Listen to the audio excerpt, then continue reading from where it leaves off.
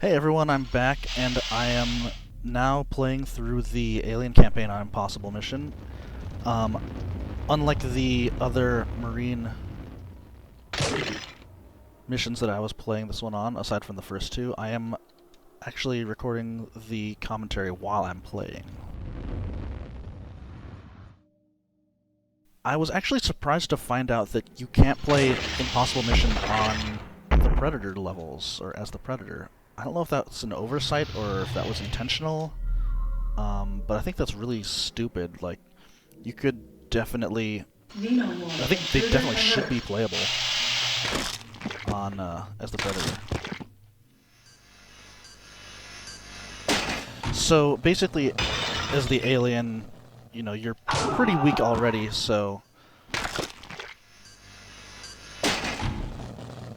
playing through this is not really as different as playing through the Marine campaign is. Mostly because you can die, like, in one shot anyway. So, you just gotta be extra fast. I'm pretty vigilant in killing enemies like the androids and sentry turrets. Even with all the health that I've got.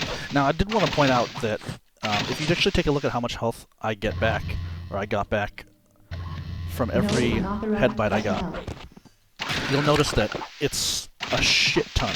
Like, a shit ton of health. And so, I'm thinking that, like, in Impossible Mission, you just... like, everything is increased. Like, the amount of health you get plus the amount of health that gets taken away. I want to face it like that so I don't trigger the propane canister. And now this is like the, just playing it normal. Just avoid the sentry turrets like this, and there's just one other dude with a Molotov, and otherwise this is a pretty easy, map, so.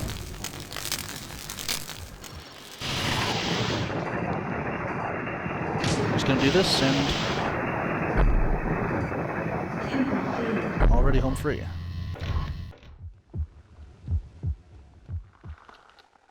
So yeah, as you can see, this isn't really played all that much differently from regular Direct-to-Scout. You just gotta go faster. Get head bites when you can. There's a lot of civilians anyway, so you should be doing that.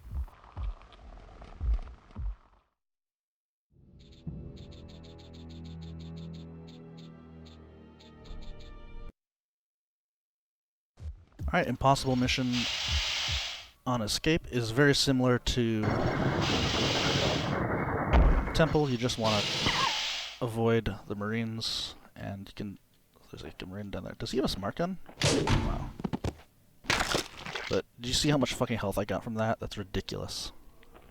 It's absolutely ridiculous.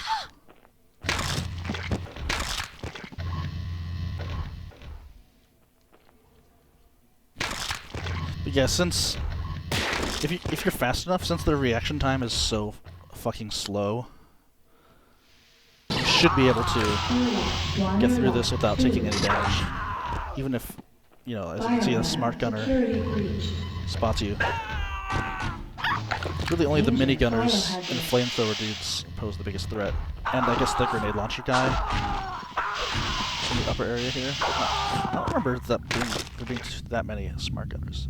He's got this grenade launcher, I think. Yeah.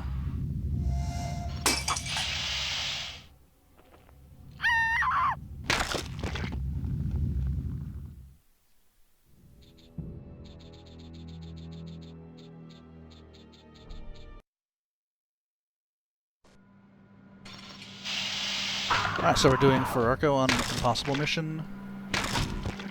Warning, alien presence detected. I'm just gonna spend this time getting some head bites, which will of course last me quite a while, so I don't really have to worry too much about health. That's annoying, but like, I've gotten so much health already that it doesn't really matter. Okay, now I just have to reorient myself. Find The entrance, okay, so we go up here. As you can see, even though I was lit on fire, those head bites really gave me an advantage. I still have pretty much the highest amount of health you can have. Whoa, what was that? Okay. Even though you'll probably take a hit of damage from this guy if you've got head bites beforehand. Should hold you over. Shouldn't be too bad. Let's see if this opens. Please wait. Door cycling. The flamethrower person in this hallway always annoys me, so I like to destroy the lights first. God damn it. She'll probably see me. Yeah.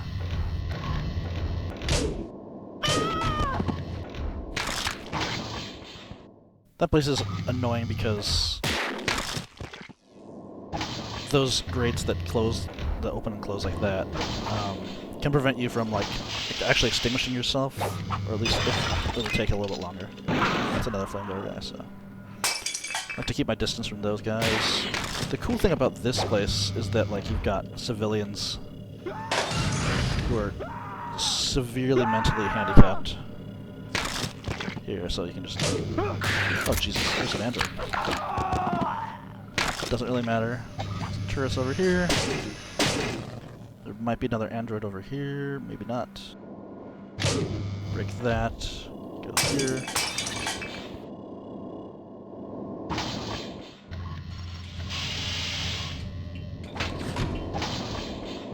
So yeah, this really isn't too difficult, or really different at all in playstyle from the normal campaign for the Alien. At least not until the next level. So the first three Alien missions are pretty much the same. They play the same. Just want to get head bites early on. So even if something like this happens, just take a look at how much fucking health I still have after that. And I have been shot with shotguns before, so just avoiding the flamethrower guys to prevent as much damage as possible and getting head bites early on. That's really all there is to say about playing on Impossible Mission. It's not that bad.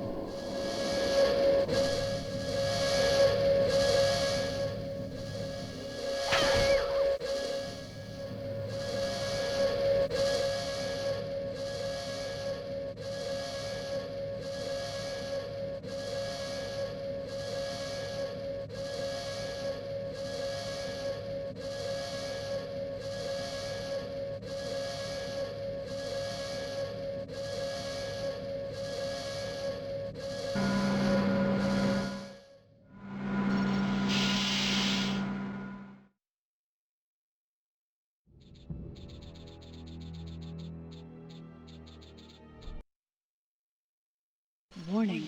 Alien presence detected. Alright, we're onto Gateway on Impossible Mission, and this is by far the most difficult System of the Alien standard campaign missions to play on Impossible Mission.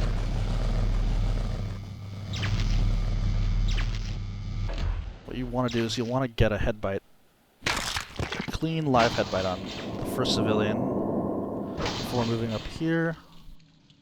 Then you'll want to scout ahead and sort of climb up the walls in such a way that you can see, as you can see I'm spinning, okay, so you can see which one has the two Marines. So you see how there are two Marines over here, and there's only one Marine over there? Well, you can't see him right now.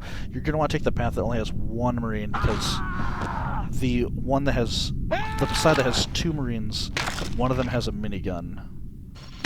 So you're always going to want to take the one that doesn't have the minigunner. And also take this elevator rather than this one, because even though this is actually an elevator that will take you up, you'll probably just get shot by this guy. I'm getting pretty lucky with the head bites. Sometimes there's a minigunner in one of these, sometimes not. Oh, this is the minigunner. So break those.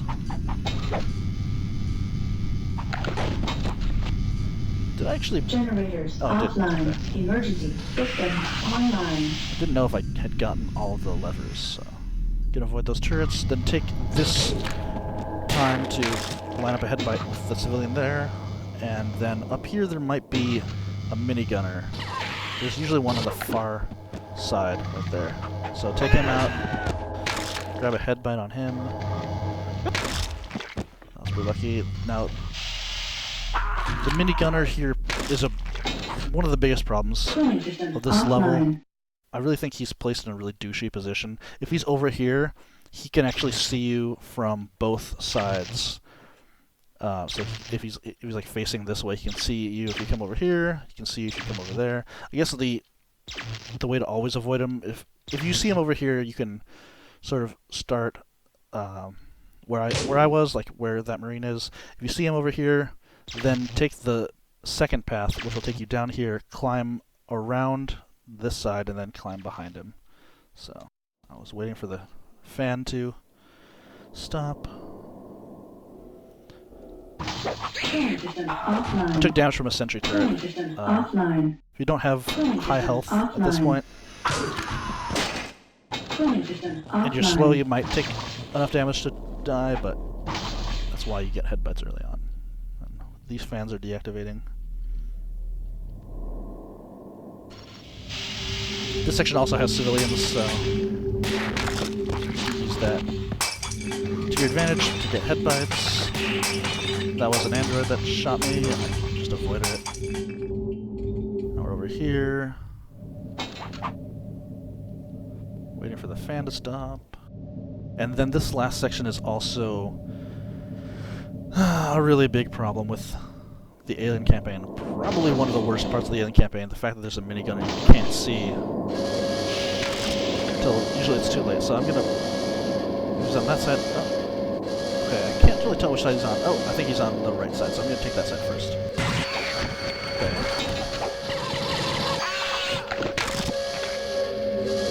Then the rest are just pulse rifle dudes. That's easy.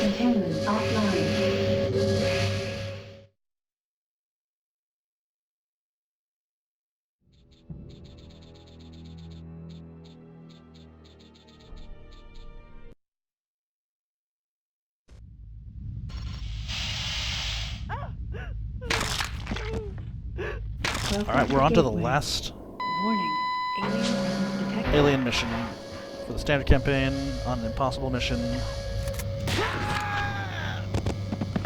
As you can see, I already have a crap ton of health, and this, like the first 3 missions, this plays very similar to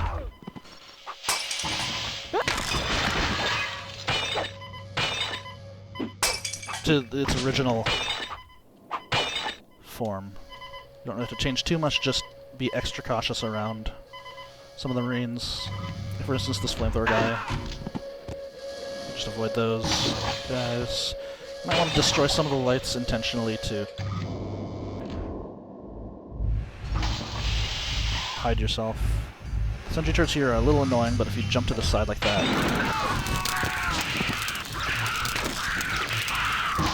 See, like, even if you lit up, doesn't really matter too much. You can see I still have a crazy amount of health. Now, I'm not actually sure if in Impossible Mission you actually exceed the normal limitation. Like, normally you get like 200 health maximum. You start off with 100, but then the headbutt take you up to 200. I'm not sure if in Impossible Mission you actually exceed that 200 amount. It seems like I didn't take very much damage from the fire at all, so... But I wasn't really looking at it, so... Hey, look, a minigun.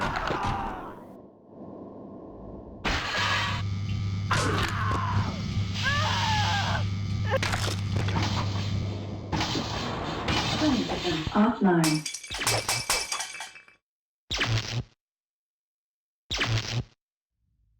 I just gotta wait for this. Might be interesting to do some combat. Some, like, extra combat with the Predator on Impossible Mission, but I don't really want to die, so... The only thing is that it's just a little more interesting because it's riskier, but I'm sure it's, I mean, it plays exactly the same, so whatever. That's the only thing, but if you could take it down, like, immediately, I mean, why not? This is kind of the only annoying spot I find. The submarine always sees you for some reason. But, you know, since the predators are so fucking easy, it's like, you'd just be entertaining yourself, really, by doing more complex combat with it.